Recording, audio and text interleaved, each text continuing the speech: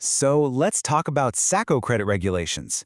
A lot of folks see them as just a pile of complicated rules to follow, but what if they're actually your best tool for success?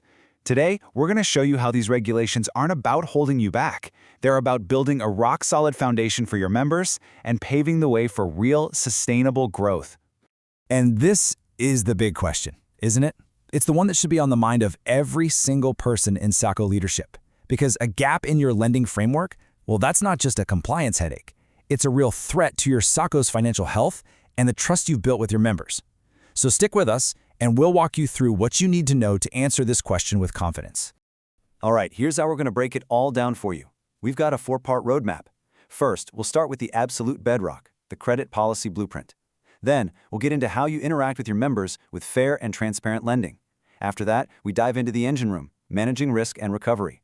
And finally, we'll wrap it up by looking at the hard lines in the sand with boundaries and special lending.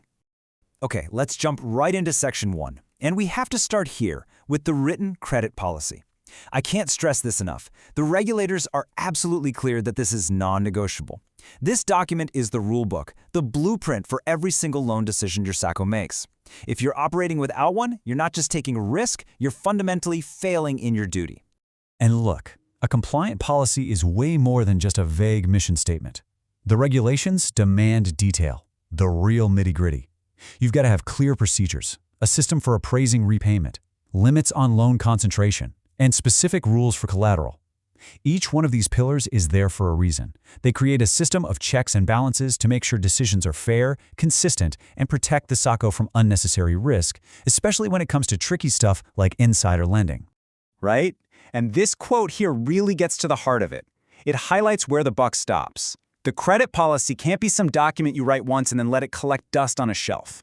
The board has the legal responsibility to keep it alive, to make sure it reflects what you're actually doing. It's a living document, and that responsibility falls squarely on the shoulders of the directors. Okay, so once you've got your internal house in order with a solid policy, the focus shifts. It turns outward to the people who matter most, your members. This next section is all about how that internal policy translates into a lending experience that is fair, crystal clear, and builds unshakable trust. You know, the guiding principle here is really simple. No surprises. A member has to know exactly what they're getting into before they sign anything. The regulations say you must disclose everything. The full amount, every single fee, how the interest is calculated, you name it.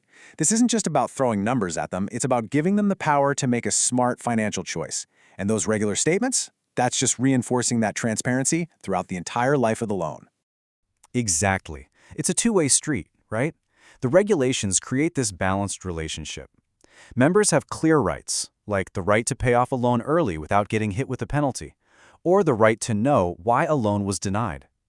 And in return, the SACO's duty to be open and fair, well, that protects the institution from future headaches and builds the kind of loyalty that lasts for years. It's a win-win. All right, let's shift gears. We've talked about your members, now let's talk about protecting the SACO itself. We're moving into the internal engine of financial health, risk management.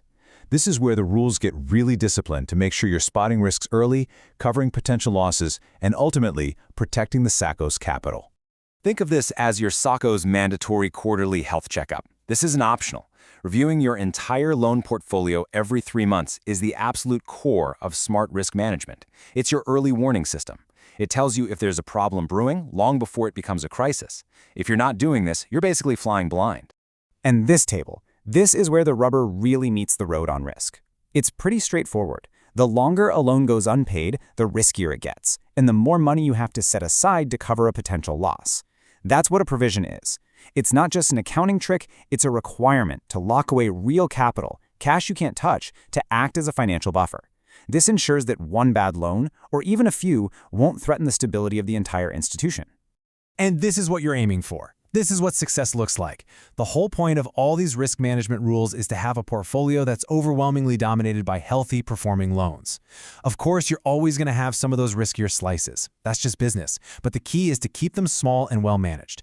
This whole process ensures your SACOs stay strong enough to serve members for generations. Of course, sometimes you do have to recover a debt. But when that happens, the regulations are very clear that you have to be professional. The actions you see listed here, these aren't just bad ideas. They open up the SACO to huge legal and reputational damage. Effective debt collection is about being firm and consistent, yes, but doing it lawfully, without destroying the very trust your SACO is built on. Okay, for our last section, we're talking about the bright red lines, the hard boundaries the regulations put in place for some really high-stakes stuff. These aren't just guidelines. They are firm limits designed to prevent the SACO from getting overextended, especially in sensitive areas like external borrowing or lending to insiders. So let's talk about this number, 25%. This is a huge safeguard. A SACO simply cannot go out and borrow more than a quarter of its total asset value from outside banks or lenders. And why is that? It's to prevent it from becoming over-leveraged. It makes sure the SACO is still primarily funded by its own member savings, which is the whole point. And here's the other side of that coin. Think of this as the don't put all your eggs in one basket rule. A SACO is not allowed to lend more than 10% of its core capital to any single person or business. This forces diversification. It prevents a disaster scenario where one big borrower defaulting could take down the whole institution. It's a simple rule, but it is incredibly powerful. Now, insider lending. Let's be honest, this is the one that gets everyone nervous, and for good reason. The rules here are airtight to remove any hint of a conflict of interest. The director or employee has to leave the room for the vote, the loan has to be approved by the board, and, most importantly, the terms cannot be any better than what a regular member would get. This isn't just about stopping bad behavior, it's about protecting the SACO from even the appearance of it. And one last thing on boundaries, thinking of launching a cool new loan product? That's great. But before you roll it out, you've got to get the green light from the authority first. It's a final quality control check to make sure the product is sound and that you have everything in place to manage it properly. It ensures that innovation happens responsibly. So, look, we've covered a lot of ground today. We've walked you through the 4 key parts of the regulatory MAC. But as you can see, just having the map isn't enough. Real compliance, real security, comes from knowing how to navigate, from expert implementation and consistent strategic oversight from the top down. For specialized consulting on implementing these strategies and tailoring this regulatory roadmap to your specific organization, please note the contact details on screen. You can reach our team directly at 0107-719-089. Thank you.